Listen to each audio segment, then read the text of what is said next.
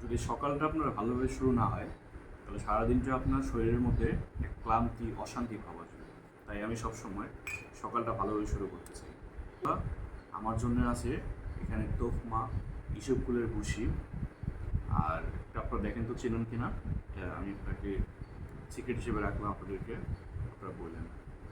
1 cup দুধ নিয়েছি, 2টা ডিম আছে, আর এই যে এক বাটি একদম ভাজি রুটি আছে 3 পিস, আখরোট দেখতে পাচ্ছেন, বাদাম, তো অনেকগুলো আইটেম, 1 2 3 4 5 6। আর এই যে আছে হচ্ছে মধু, এটা হচ্ছে খাঁটি সরিষা ফুলের মধু, যা এখন জমে গেছে। চামচ দিয়ে নিয়ে আমি দুধের সাথে মিক্স করে খাই, কোনো সাইড ইফেক্ট নাই, কারণ এই চিনির যে অভাবটা, আমি চিনি খেতে পছন্দ করি, চিনি এখন খাই না।